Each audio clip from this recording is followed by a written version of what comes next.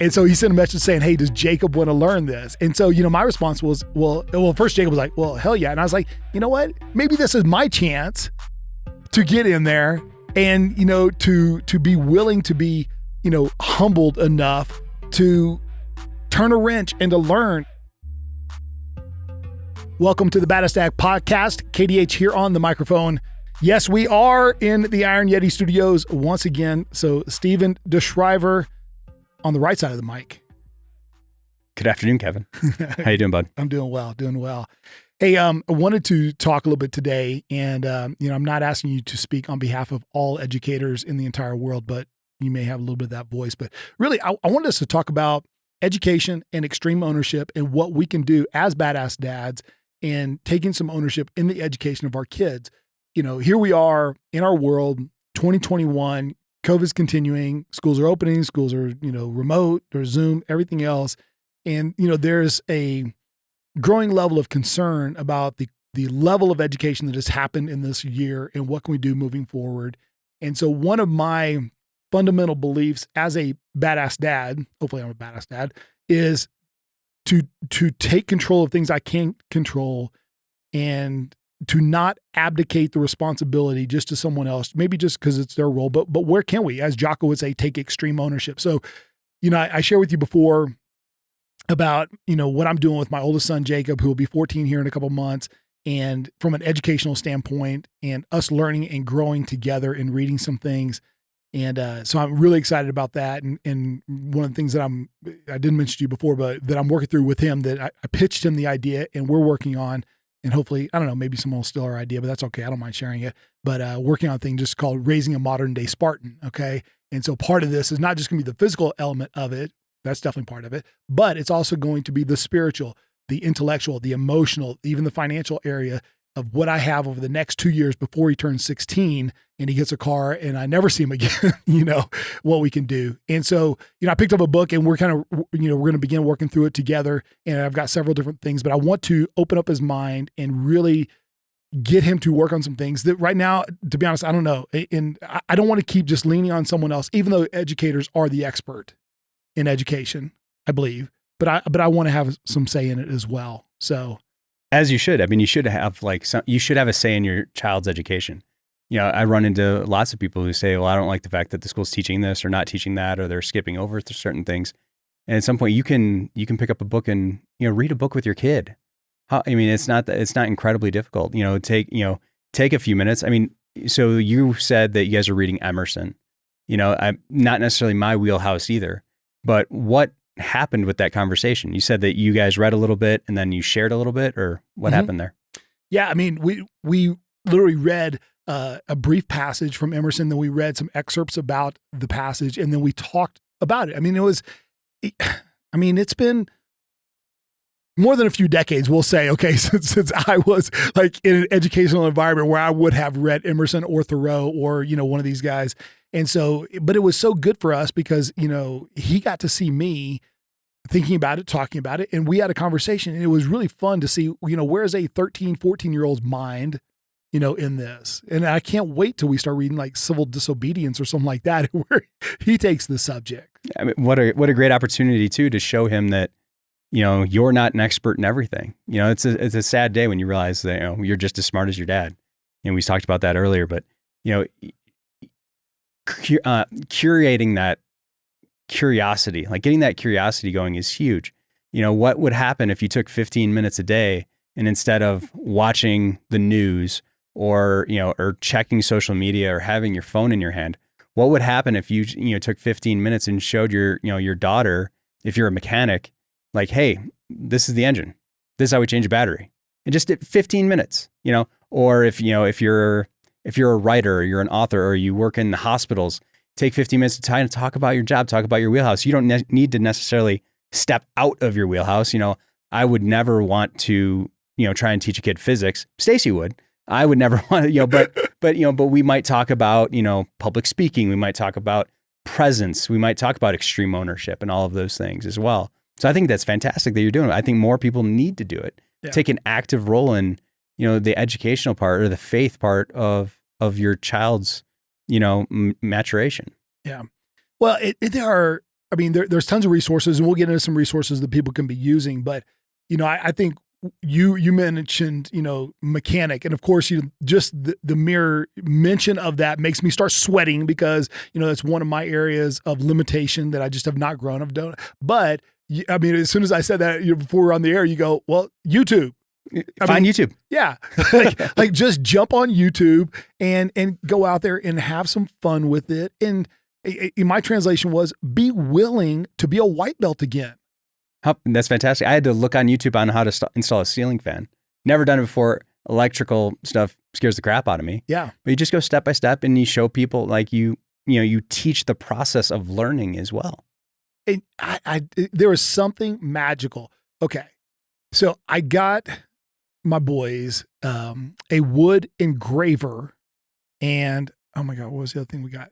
So we got the wood engraver, and I know how to use a hammer. I can use a screwdriver and do, those, but I don't know how to engrave things or carve things or anything like that. So we're out there and we're just screwing around. And there's something about that curiosity that just kind of, man, I don't know what the hormone is, but it kind of comes to your body, and time will fly just being curious. And for them to see their father being curious about a subject, they want to be able to do it as well. And it's just fun. And you talk about deepening a relationship and creating a strength and a bond that is going to be stronger than any peer pressure they're going to face in the future. This is when some of these things are forged. And I think it's so easy to overlook because it's easy just to go, well, I don't know about Emerson. I don't know about, being a mechanic. I don't know about finances. I don't know about health and fitness. I don't know about whatever it is.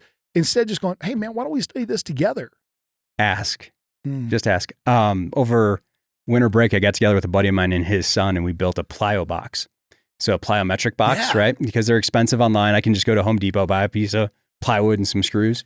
The first one we made, we thought we'd build 2 in an afternoon. Like we got there 8 a.m. We finished the first one around 4 p.m. Okay. It is so messed up. but you know what? But we learned together. His son was there. He learned together. It wasn't just, and this is where, I would stress to people, you're not just holding the flashlight either. A lot of times, I think we just, here, hold the flashlight. No. Let them cut, let them use a miter saw, let them measure certain things out, let them make mistakes. It's fantastic. I'm sure he'll remember that forever. And I have a misshapen plyo box. Well, and I love that you shared, don't have them just hold the flashlight, because I've been as guilty of this probably more so than anybody else, but sometimes I just want to get a project done. I'm more interested in the completion of the project and that it's measured correctly and everything else, as opposed to going, no, the beauty is the process right here. And it's important for me to have the 10-year-old pick up the drill and to, have it work the opposite direction for, 30 seconds, just letting them be a part. And I think so many of our kids are just screaming out, Daddy, I just want to be with you. I want some time with you, and let's do something together. And it really is. And it doesn't have, if you're already good in those things, why not? Why not teach them to do that? If you're a coach, you love to have coaches. I'm telling you, you love to have coaches' kids on your team because they do usually have more skills than some other kids, but not everybody has that expertise. So pick an area, even this, okay. My background, last 20 years has been in money and finance, but before that I was a teacher, and, I taught math. And so math has always been near and dear to me, and my boys know that that's important to me. But, if for some reason math is not your thing, you can use Khan Academy. Amazing resource. And I think it's still free, right? Okay. Okay. And so you can go on there and you can learn. Now it's not just math, man. They have, liberal arts and everything throughout there, but you can literally go on there and go, well, I don't remember geometry. You can literally go on there and be learning at the same time and communicate it. And it's fun. And stop, letting our pride get in the way of the progress of the relationship as well. And having some fun with it, just having some fun with the kids and learning and letting them know that to be a lifetime learner is important. But you know what? Then on the other side, I go, there may be something that you want to learn about. Maybe you want to learn about health and fitness, or you want to, increase your knowledge of finances, or, whatever it is. And you're you're a white belt. So why not teach them while you're a white belt? The best way to learn something is to teach it. Absolutely.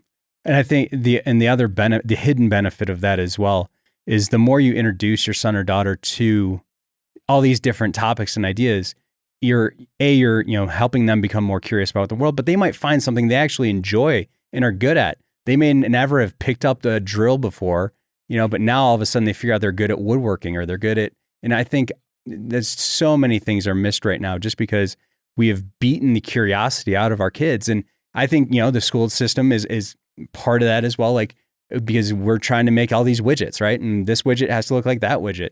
And some of the most amazing people in the world are teachers who, encourage the curiosity, and they're not just making a widget. Like, we understand that kids learn in different ways. And here's another benefit of this is, as you know your kid better than anybody else, you understand their learning style. You may not know that you know that, but you know it. What does it cost you in time, effort, and energy to, spend time with your kids? And I think that one of the biggest crises that we're facing right now is a lack of fathers being fathers. Yeah. Well, and I do not want to dislocate my shoulder, patting myself on the back, okay, at all. But I had a fun little experience. So my little guy, he's about to turn 10 years old. And so we'd read it before, back when Jacob was 10, so 3 years ago. And so now I'm rereading it again. And Bentley went through it as well. But now that Bentley's, about 10, he's the same age as the character in this book. So in Jocko Willink's book, Warrior Kid. And so it's so great because we're reading through it and, he can actually do a few pull-ups. So he's like, I don't really relate to that. But we get to the section on math. Okay. So the character is talking about how he has trouble with his multiplication tables of 8. And so Bentley struggles a little bit with his multiplication tables or whatever. And in it, he's going through and he's being taught by Uncle Jake, and he's going through basically the rote repetition to be able to get through it. And Jake has him go, 8 times 1, 8 times 2, all the way through 8 times 13. Okay. Which a lot of times people stop at 10 or 11 or 12. Okay. But he goes all the way to 13. And so, and in the book, we're reading it. And Bentley's actually reading to me, and it says 8 times 13 is 104. Okay. It says that. And so we're kind of going through, so he reads a page, I read a page. So when it comes my turn to read the page, I said, hey, Bentley, real quick, what was 8 times 13? He goes, 104. I go, okay. So now it became a little thing for us. So we're at dinner. Now you got to remember, his brother's 4 years older than him. We're sitting at dinner. I said, hey, let's play a little game. Okay. We'll see who can do the math problem faster. Okay. So I go, all right. So I go, all right, 8 times 5, Jacob's 40, and he gets it faster than Bentley. And I do another. And then I go, 8 times 13, and Bentley goes, 104, and so he had it so fast. And so it was so good. And so he had this great pride of this knowledge that he had gotten in this book to be able to show up as his brother who's 4 years older than him. And it was just, I don't know if he knows any of the others, but he knows 8 times 13. And it was really just the time that we spent there and just having some fun. So, a little, shameless plug for Jocko's book there and all of his books. But what about, let's say you're not an expert, right? Yeah. And we talk a lot about, you talk a lot in this podcast about building your band of brothers, building your circle, but what does your next door neighbor know that you don't know? And what's the harm in saying he knows finance? Well, hey, I'm going to take my son, we're going to go next door. We're going to talk finance for 15 minutes. What happens when we, scale this, even just to your neighborhood. Our neighbors do different things. I have one neighbor who's a engineer. I have another neighbor who, works in, telecommunications. What would happen if they spent 15 minutes talking to our kids about telecom, 15 minutes talking about the restaurant business? I mean, I think that we're missing a huge opportunity here, especially as we become more and more closed off. And we've gone from a society that was very much community-based to now I'm just in my home. And now even in my home, I'm just on my phone. Mm. So I think we need to get past this. We need to put the phones down and get outside and meet some people. Well, I know you saw my expression change dramatically during this. So literally, this is happening right now, okay? One of our former neighbors, his name is John Anton, literally next door neighbor. We are the same age, but they don't have any kids. And he's always just had a huge affinity for my boys. I mean, because they didn't have kids. So, there was kind of the surrogate, aunt and uncle. Well, and John, I affectionately call him, John Deere, because he can fix anything. I mean, he's from South Dakota. He can fix anything in the world. So he had restored an old Corvette, which was awesome. He built a canoe. I mean, the dude built a canoe out of wood, and it's beautiful. But anyway, he just got an old truck that he wants to restore. And so he sent a message saying, hey, does Jacob want to learn this? And so, my response was, well, first Jacob was like, well, hell yeah. And I was like, you know what? Maybe this is my chance to get in there and, to be willing to be, humbled enough to turn a wrench and to learn and to go, okay, here's what a carburetor does. And here's what, okay, I've just exhausted my knowledge or whatever, but to learn that as well. And, I think you're exactly right. One of the powers of having a band of brothers, I shared this before, I had Justin and some other guys, take us out shooting. And, I've had handguns, I've had stuff, but I'm not an expert in it, but they are. And so to go out and learn with them, what a great experience and what a great opportunity, to take extreme ownership and to get in the right environment. If any of us had a kid who was, struggling in a class, we would find a tutor for them. If they really were going to excel in a certain athletic event or something like that, we would find the right coach for them and we would do that. I just wonder in some of these other areas, if we are unwilling to humble ourselves or even just to get in there and get on the mats with the kids and do it as well. And I think that's part of where, extreme ownership can take place as a badass dad and in this educational world that we're in right now. And who knows? I mean, it may be over tomorrow and we're back in school and it's just, education is normal, which would be wonderful. But if not, or even if so, why not? Why not take advantage of these moments? And I bet these will be the times that we'll end up talking to our kids about, and we'll go back and we'll, 10, 15, 20 years from now, and you go, hey, you remember when we were reading that book, or you remember when we were talking about Emerson then, or you remember when whatever, or we were working out together. And those would be the stories that are going to matter so much. I would encourage everybody. I would tell I'm not encouraging, I'm telling you, you are empowered to go do that. Don't be afraid. You can do this. And you have nothing to lose and everything to gain. Because I will also say this, the parents who are taking the time or who have the time to take that 15 minutes, their student is going to be so much further ahead than everybody else. And you're building a tougher kid. I love that. Well, hey guys, once again, just want to thank you so much, for being a part of the Badass Dad podcast and this movement that is going on. And we are committed to forging stronger fathers. And it really starts with each and every one of us just getting in and getting after it and making the investments day in and day out. And hey, understand this, if it is true that by the time your child reaches age 18, you'll have spent 80% of the time that you'll ever spend with them. I mean, the clock is ticking. What are you going to do at that time? What are you going to teach them? Who are you going to show them that you are? Who are you going to be in their life?